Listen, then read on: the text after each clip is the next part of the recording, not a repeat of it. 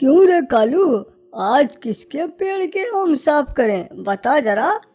चल ना, निकलते हैं और जंगल में घूम के देखते हैं। जिसका आम मीठा हुआ उसका पेड़ साफ कर देंगे। ये बोल वे निकल पड़े। रास्ते में उन्हें एक आम का पेड़ दिखाई देता है। वो वहां पहुंच जाते हैं।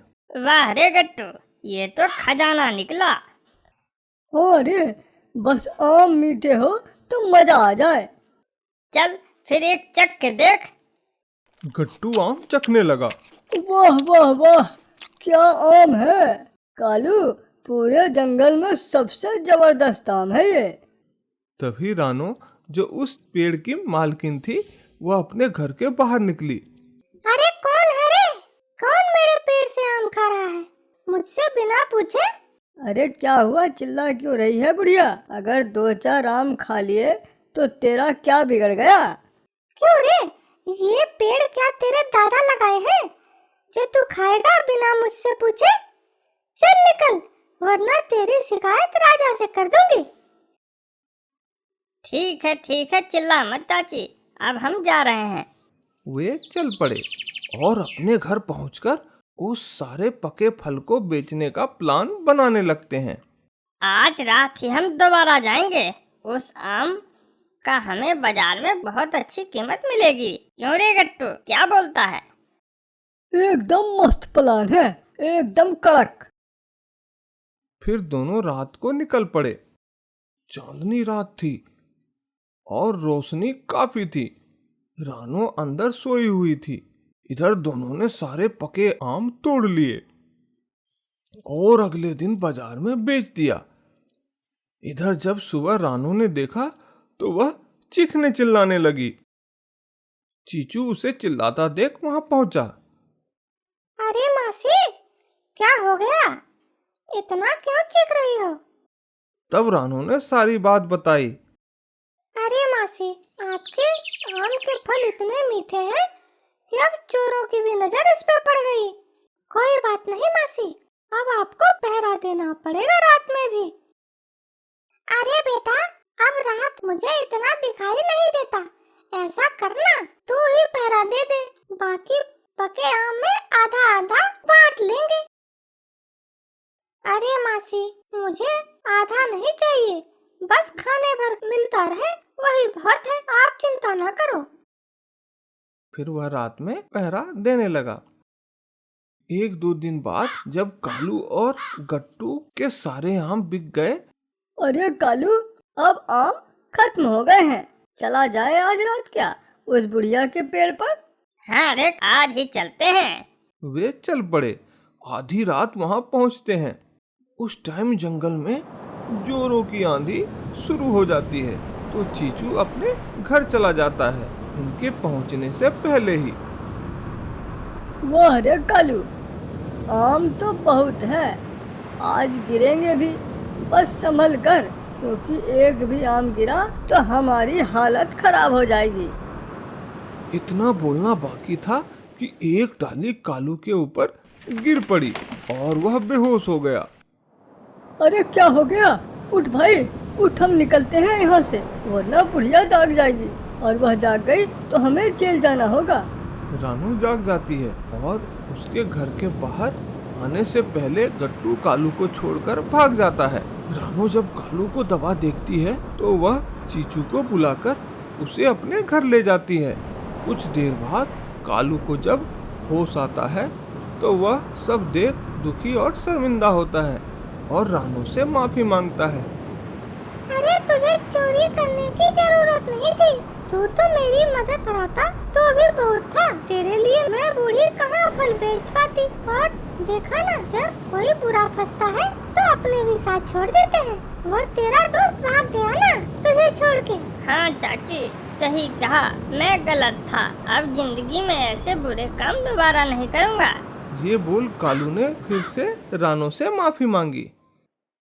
गर्मियाँ जोरों की थी और बड़ी मुश्किल से जंगल के पक्षी अनाज और फल इकट्ठा कर पाते थे। अरे भाई बंटू, अभी ये हाल है तो हम बरसात के लिए अनाज और फल कहाँ से इकट्ठा कर पाएंगे? तुम्हें कोई जगह पता है क्या? जहाँ हमें दाने पानी का सही इंतजाम मिल जाए। अरे कालू भाई, यही बात तो मैं पूछने वाला था तुमसे। मुझे लगता है इस बरसात बहुत तकलीफ होने वाली है हमें। तभी वहाँ रानो मासी आ पहुँचती है। अरे गट्टू सही कह रहा है। मुझ बूढ़े को भी अनाज लेने के लिए कितना घूमना पड़ता है। ऐसे ही बात करते करते ये सारे पक्षी भी वहाँ जमा हो जाते हैं। हमें बरसात की तैयारी अभी से करनी होगी, क्योंकि बरसात में हम ज्यादा इधर उधर नहीं जा पाएंगे। तो हमें अनाज और फल अभी से इकट्ठे करने होंगे।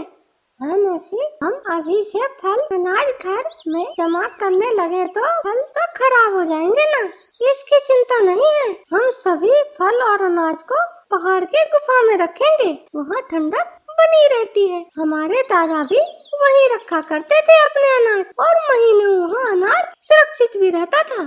फिर सभी तय करते हैं कि हम सभी कल से ज्यादा अनाज और फल इकट्ठा करेंगे और उस गुफा में जमा करते जाएंगे, ताकि आगे बरसात के समय सभी इसका लाभ उठा पाएं। अगले दिन कालू, गट्टू, चीचू ये सभी टीम बनाकर बारी बारी से जो भी अनाज या फल ज्यादा मिलता उसे ले जाकर वह गुफा में रखने लग जाते हैं। बाकी सभी पक्षी ने भी अनाज उसी गुफा में जमा करने लगे। वहीं रानो की बहन मीनू कोई अनाज या फल के दाने जमा नहीं किया करती।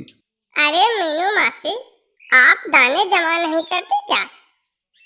अरे ये सब ना किया है ना करूँगी। तुम सबको जो करना है करते रहो, मुझसे उम्मीद मत रखो। मैं जो लाती हूँ अपने आराम से खाती हूँ, पेट काट कर मुझे ये सब नहीं करना। और कल किसने देखा, कल क्या पता क्या होगा। अभी मैं आराम से फल दाने लाती हूँ और खाती हूँ। ये सुन सभी चुप हो गए और वहाँ से चल पड़े अपने अपने घर की तरफ। ऐसे ही दिन बीतते गए और फिर बरसात आ गई। सभी बारी बारी से अपने हिस्से के फल और अनाज घर ले जाने लगे। इधर मीनू के पास की कमी होने लगी। वह बहुत घमंडी, ने यह बात किसी को नहीं बताई, ना ही अपने बहन रानो को। पर कोई कितना भूखा रह सकता है। बारिश रुकने के बाद वह हर जगह से घूमकर उसी गुफा में पहुंच गई और अनाज उठाकर ले जाने लगी। तभी बाहर ही उसे कालू मिल गया। अरे मीनू मासी, आप यहाँ से अनाज कैसे ले जा रही हो? अरे मैं अपने लिए नहीं, अपनी बहन के लिए ले जा रही हूँ। मेरी बहन बीमार है, उसी के लिए ले जा रही हूँ। तू क्या मुझे चोर समझता है क्या? अरे नहीं मासी, क्या हुआ रानू मौसी को? मैं भी चलता हूँ आपके साथ। अरे अभी मेरे साथ चलने की कोई जरूरत नहीं। अभी रानू दीदी को आराम करने को बोला है डॉक्टर ने। जब वह ठीक हो जाएगी तो मैं खुद बता दूंगी। जा तू अपना काम कर, अब परेशान होने की जरूरत नहीं है। अच्छा मासी, वैसे कोई जरूरत पड़े तो मुझे आप बताना, मैं फौरन पहुँच जाऊँगा। ठीक है। इतना कहकर वह चल पड़ी। कालू जब घर लौटा तो बारिश शुरू हो गई थी, पर फिर भी गट्टू उसके पास पहुंचा। अरे गट्टू भाई, आओ आओ, मैं अभी चाय बनाने ही जा रहा था। और बताओ क्या खबर है? अरे वाह, चाय कड़क बनाना कालू भाई। और खबर कोई खास तो नहीं। अभी रानू मौसी के बताए आइडिया से तो जिंदगी आसान हो गई है। बारिश के मौसम में इधर उधर भटकने की जरूरत नहीं पड़ती। आराम से अनाज लाओ और बैठकर खाओ। ये बात तो सही कहा गट्टू भाई। और हाँ, आज मीनू मौसी मिली थी। फिर उसने सारी बात गट्टू को बता दी। अरे कालू भाई, हमें फिर रानू मौसी को देखने जाना चाहिए। हमें पता होना चाहिए उनकी तबीयत कैसी है। आप चाय अभी छोड़ो, पहले हम रानू मौसी को मिलकर आते हैं।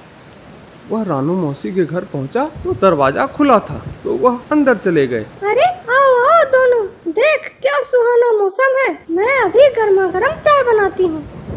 अरे मौसी, मैं बनाता हूँ, आप आराम करो, आपकी तबीयत ठीक नहीं है। अरे भांग खाकर आया है क्या? मेरी तबीयत का क्या हुआ? अरे मौसी, हमें। फिर वह सारी कहानी बताता है। रानो सारी बात सुनकर मीनू को बुलाती है। मीनू से पूछने के बाद मीनू उसे सारी सच्चाई बोल देती है। मैं बहुत भूखी थी, इसलिए ऐसा किया। पर तुझे ये बात मुझे बतानी थी। और हम सब ने शुरू में ही यह तय किया था कि अपना एक हिस्सा जमा करेंगे, पर तूने मना कर दिया था। पर फिर भी तुझे झूठ बोलने की जरूरत नहीं थी। मीनू चुपचाप सारी बातें सुनती है, फिर रानो से माफी मांगने लगती है। मैं आगे से ऐसी गलती दोबारा नहीं करूंगी।